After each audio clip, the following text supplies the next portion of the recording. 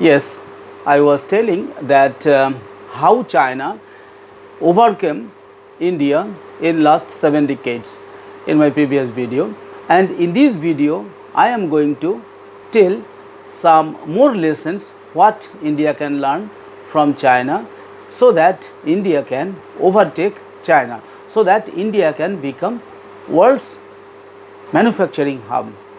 How India can overcome Chinese economy, how India can overcome Chinese military, how India can overcome Chinese infrastructure, how India can overcome or exit Chinese Chinese governance system, and what are the lessons, other lessons India can learn from China will be discussed in this present video, right. So, India in the last 9 years from I will say at first what is the latest position from 2014 to 2024, right, in the because Indian Prime Minister our Honorable Prime Minister Narendra Modi came to power in 2014, and how he took our country ahead, and what is his contribution in making our country a developed one, what is or what are her contribution in India's economy and Indian public policies. Here I would like to discuss mainly economic policies here will be discussed, right. So, India in the last 9 years from 2014 to 2022 made a striking advancement in her GDP growth. The latest World Bank data growth annual percent India and China reveals that in 2014 both China and India had an annual GDP growth of 7.4%. So, unlike USA, India's GDP growth rate is much more. India's GDP growth rate is the highest among the largest economies in the world for last few years, okay. But it gradually started to grow, and in the year 2016 India's annual GDP growth became 8.3%, while in China the rate was 6.8%. Further, in 2017 in China it decreased by 1 to 6.7%, and in India it turned lower than China to become 6.5%. These things, this up and down is common in economic growth, right. However, India recovered soon in 2021 and 2022 respectively. India succeeded in attaining 9.1% and 7% annual growth to its GDP in 21 and 2022. It is a matter of happiness to us, okay. Now, India is the fastest growing economy in the world, despite the fact it is an undenying fact that at present in October 2023 IMF told that China's GDP is 19,347 billion, is 5 times more than that of India. India at the time, India was in 2023 October, according to IMF, India's GDP was $3,750 billion, right. It means $3.7 trillion. So, how low our economy in comparison with China, right. So, and per capita, China's per capita income and India's per capita income is also very different, because China is having the per capita income of $13.72 thousand, while India's per capita income is $2.6 thousand, right. So, this is a sad matter to the people of India and policymakers also. So, why China is growing more rapidly than India? Another reason, another very important reason is that China has a philosophy of competition.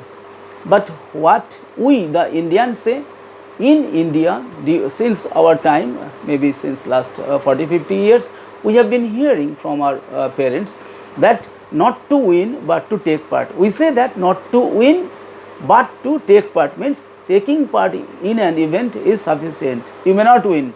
On the other hand, Chinese motto is win the match.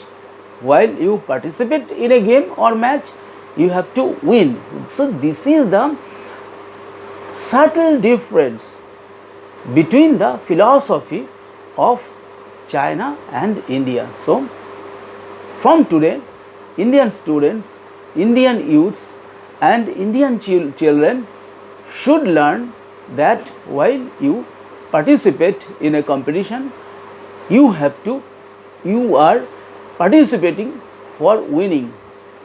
Don't be a loser, try to be a winner.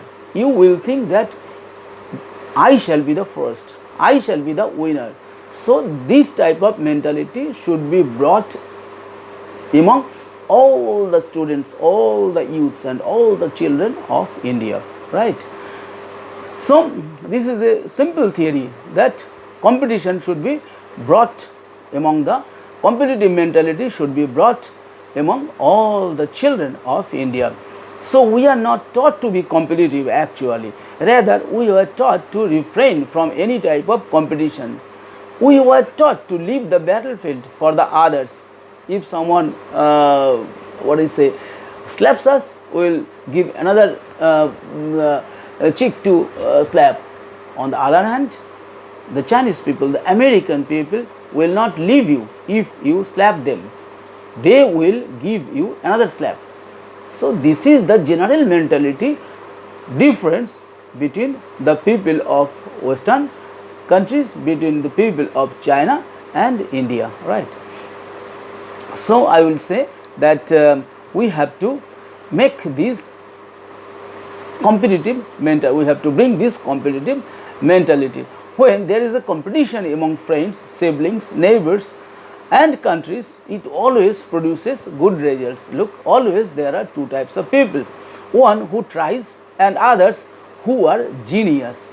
Okay, Kanazawa makes a distinction between genius and effort, which united is observable productivity. It is an effort that is driven by competition rather than genius. Okay, I am not discussing in detail about that, but I would like to focus on some other things which India can learn from China, right?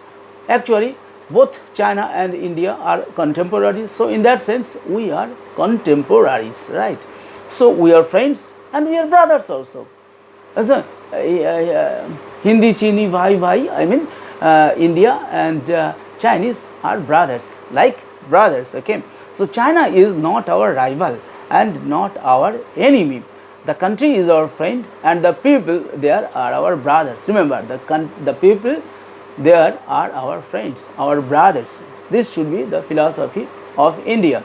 Definitely they are our friends, but it does not mean that we will not compete with them, but it does not mean that we will give them way. Yes, go ahead, go ahead us. No, go ahead of us. No, we will not give them side. Definitely not. We will not compromise with the development issues, with the national interest issues, with the national security issues, with the development issues and with the security of our people, right? Security and safety of our people. We will never compromise with any country in the world, right?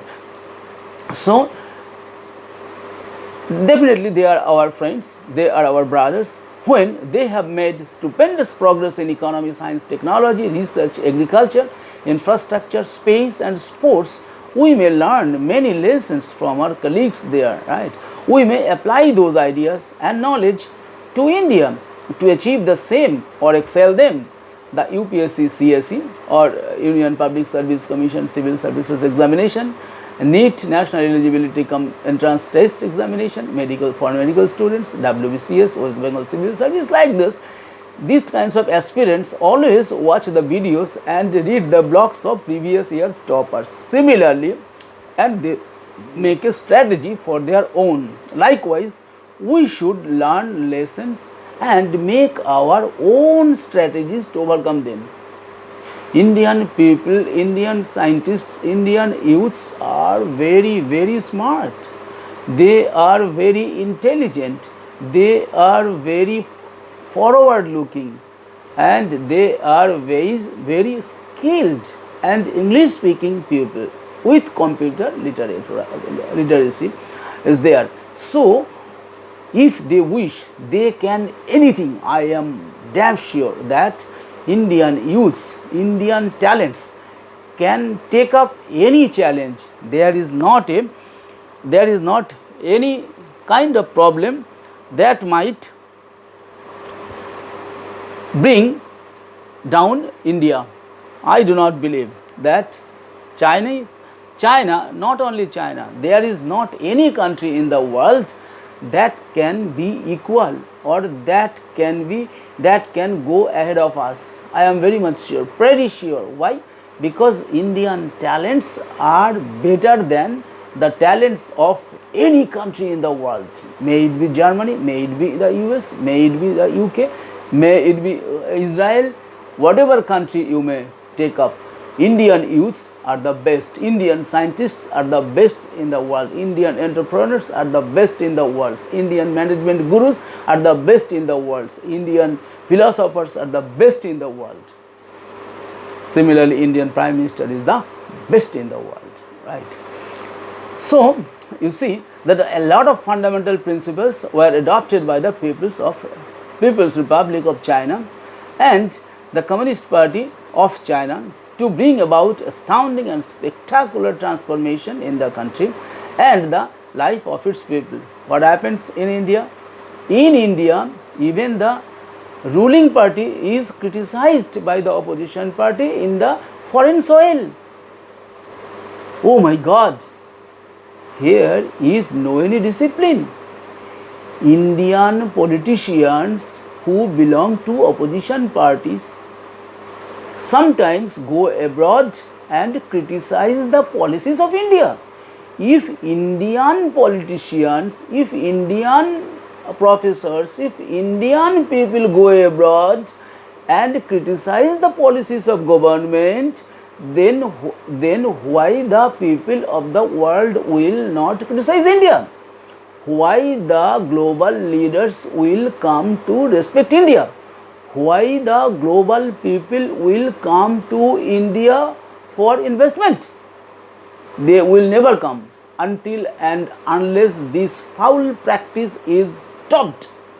The people who will criticize unnecessarily without giving a reasonable solution, better solution, that people or those people might be brought to book, and the judiciary and the government of India must punish them. Because being an Indian, you cannot blame Indian government, you cannot blame Indian ruling party, or you cannot blame the government officials. No, you cannot do that, because it is completely going against the dignity, prestige and constitution also. Because constitution does not say that, he does not permit, yes, people, all people in India are having right to freedom of speech and expression, but there are certain limitations. There are certain reasonable restrictions.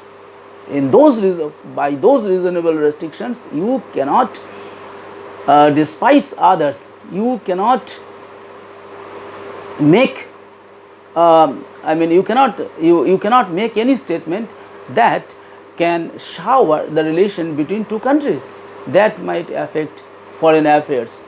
So, Indian people must not or must refrain from any kind of conversation or any kind of discussion or any kind of lectures or any kind of paper presentation or any kind of deliberation anywhere in the world against the ethics, against the policies, or against the philosophy of government or India as a whole. Basic structure, constitutional structure must be protected, must be respected within India, outside of India, right? What happened in China? The Communist Party is basically a party of proletariat, a party of the laborers and farmers, the party of the very, very poor. When the country got independence, when I was talking about the Communist Party of China, it is because the state is completely controlled by the Communist Party. Here, India needs a strong political party like the CPC to rule the country. But Indian democracy is really the best democracy in the world, because if you see in the United States of America, what they did, they laid off millions of their government employees. Those have become penniless, those have become homeless, those have become helpless. After staying for 30 years in the United States, some people have been driven to India, driven back to India. If Indian government lays off, or Indian government laid some employees from their services or sack some employees in the name of cost control, then what would happen? There will be chakka jam, there will be demonstration, there will be hunger strike, all the roads will be closed or the train will be burnt. So, in India there is true democracy in comparison to USA. They say about their freedom, they say about people's freedom, they say about people's liberalism. But where is the liberalism? Where is the freedom of people, those who lost their jobs? So this is not a true democracy. Rather, Indian democracy is far, far better than the US democracy or other democracies in the world. Okay. Yes, I can proudly say this. I am not demeaning, I am not criticizing, but I am saying that Indian democracy is adaptive. Indian democracy is much richer because there is tolerance. Many people criticize India that there is no tolerance in India, but no, Indian people, Indian government is very much tolerant. They respect all the people, they respect all the communities, they respect all the caste, creed, and men and women, irrespective of men, women, social position, caste, creed, right? So, in India, there should be a very disciplined political party like the CPC of China, right? So, Aristotle himself considered democracy as the worst kind of rule, yes. Secondly, if a system does not help in bringing affirmative change in people's lives, so what is the use of worshipping the system? If democracy means the enjoyment of certain rights, such as obstructing, protesting and shouting slogans only for the sake of opposing the government's development agenda, why should people of this country adore and preserve it? If democracy means opposing the government without ethical base and without considering the public benefit, why people should maintain and protest it and protect it? How far Indian citizenry should bear with the misdemeanor, shouting and childlike debates of many members of parliament in the shrine of democracy? So, my first proposition is the introduction of a single party rule, or at best two party or two major alliances led government's system from the existing multi-party system. Okay, the ruling party would be elected directly by the people based on popular votes. Only they will be considered as an opposition party in parliament, which will attain at least 20% seats of the total strength of the house. If any party or alliance fails to attain or maintain 20% seats, they will lose certain privileges and they will have to function for the development of the people of their constituency merely and assist the government in its functioning. However, they might do constructive criticism and propose an alternative and better policies to the electorate. I advocate for the limited role of opposition and the major role of the elected government in India. Otherwise, India could not touch the top 3 economies of the world in terms of GDP. So, and GDP per capita income. India's dream of being a superpower will also remain merely a hallucination. The state governments will work according to the existing constitutional provisions with minor changes in favor of a strong union government. The election of state and union governments will be considered as 2 separate subjects. The responsibility of the union government will be only military help, border security and natural calamity. Right. The subject of education should be withdrawn from the concurrent list and it must be brought completely under the union government. As the union government is responsible, they should only formulate a uniform education policy as has been formulated as National Education Policy 2020. But this policy has not been adopted by some countries, by some states, or they are making their own policies. Why the state governments will make their own education policies? Because the state government do not represent the union government or the public as a whole. So, some people will get the benefit of union government while the children of their states I mean in the opposition party ruled states will not get the opportunity. This type of discrimination should be stopped immediately. Okay. So, however, the education department of the union government may welcome the good suggestions of the opposition parties, but strict disciplinary action, even cancellation of membership, might be introduced against the unruly members of for any nuisance, as is now being seen in the holy place of parliament. So, the alliance or majority party, being the ruling party or alliance, will hold all primary decision making power.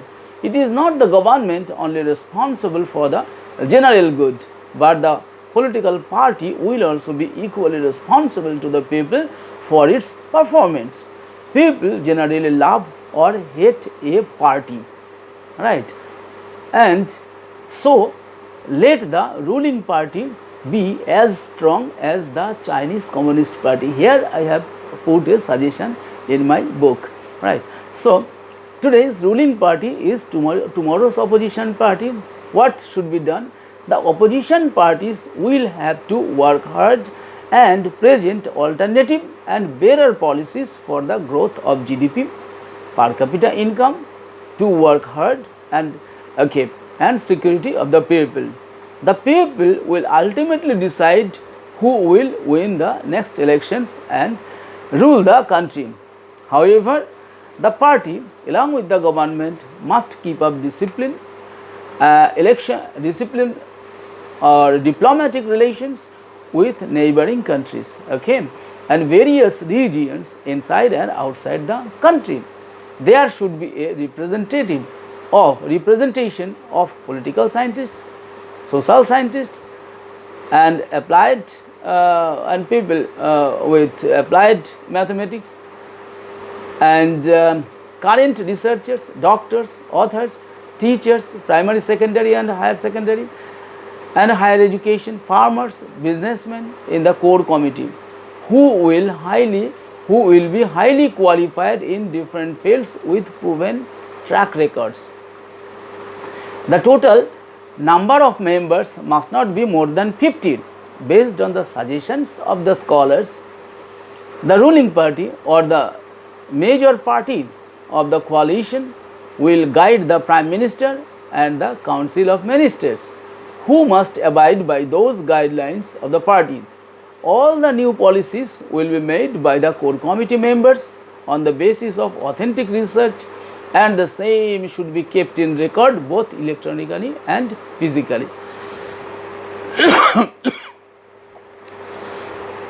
Sorry.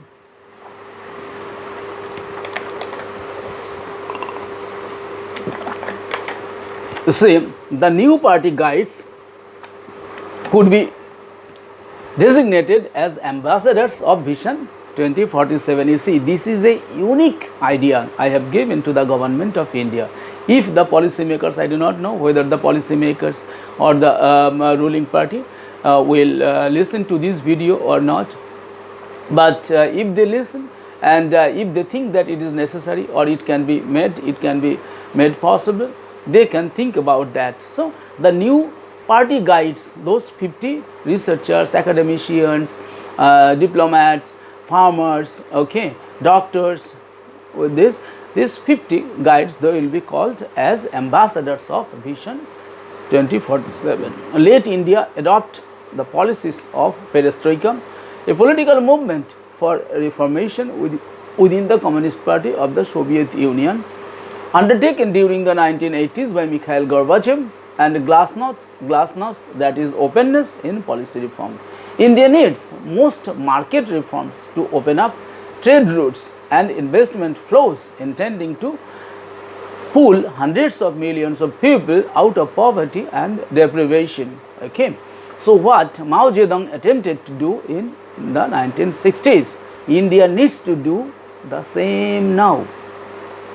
India should heartily welcome all the multinational companies, research institutions, big and best universities and their students in India. Yes, India is now welcoming the world's best higher education institutions and companies in India. I also ask earnestly them to come to India. I welcome all the universities, greatest universities in India. Come and set up your campus and then take up the students of India and from your country or from any other country in the world. Okay. So, India is now welcoming world's best higher education institutions and companies in India. So, to achieve the national goal, Mao Zedong initiated the cultural revolution in the 1960s. But I do not support for cultural revolution of Mao that sought to get rid of Communist Party from his rivals. It only destroys the country's social fabric. Rather, I believe in the united strength of people of all communities and beliefs in a country. All the communities of India must come forward to boost India's goal of achieving supremacy in economy, academy, sports, agriculture, industry, science and other fields. I especially believe in the combined strength of both the Hindu and Muslim communities. When both of them are united, India becomes a very strong country in the world. Not only that, our relations with Pakistan and Afghanistan are also required to be improved through cultural exchange, sports, movies, academic exchanges, games and others. Muslims in Bangladesh, Pakistan and Afghanistan are our neighbors and they are our brothers in India. All the minorities are our valuable human resources. They should also require benefits from government schemes to improve their academic, educational, spiritual and cultural base. But the only thing I would like to emphasize is that all Indian students must learn basic education on the basis of National Education Policy 2020. To me, National Education Policy 2020 is the best education so far formulated by any union government. Okay? So, I urge all the communities and all the political parties to extend their hands of friendship and goodwill towards the union government and respective state governments for making the beautiful country the best place by 2047. Make this country the workshop of the world. All people have been granted equal rights in India as per the Constitution of India. So, take the advantage of it and swim into action for improving your standard of living and income through educational attainment and skill development, making ties, inviting others to our country for investment, and creating job opportunities for our students and youths will help India grow and flourish, and creating job opportunities will help our students to get jobs and earn their livelihood. All the people with sound knowledge and good rapport with foreign businessmen, tradesmen, or investors might pursue them to set up industries individually or jointly in India with foreign money, technology, expertise, and know-how. With this, I say that why, if China can do better, if China can become the second largest economy, if China can make so much progress in just 2 decades, why India cannot do? India can do, because India is now the largest populous country in the world. India has so many, a pool of scholars. There are thousands of skilled workers. Many people are English speaking and computer literate, and they are enthusiastic, full of energy, and they are full of vigor and vitality. Last of all, Indian people are mostly young. So with this young population, India can become the second largest economy by 2047, or if not possible, third largest economy, United States of America first, second China, and third India. But that it will not take to overcome Japan and Germany for so many years. I think by 2030, even before that, India can overtake both Germany and Japan, and India will become the third largest economy. But our target is not that. Our target is to become a developed nation. So to become India a developed nation, India will have to increase its GDP at least $30 trillion, and its GDP per capita income should be increased to now $2.7 thousand, and it should be at least $20,000 per capita income by 2047. With all your support, with all your wholehearted participation in economic activity, political activity, social activity, India can once again rise. India can become the greatest nation. India can become a developed nation by 2047. With this expectation, I would like to conclude here. With this, I would like to say goodbye and good night to all of you. Thank you.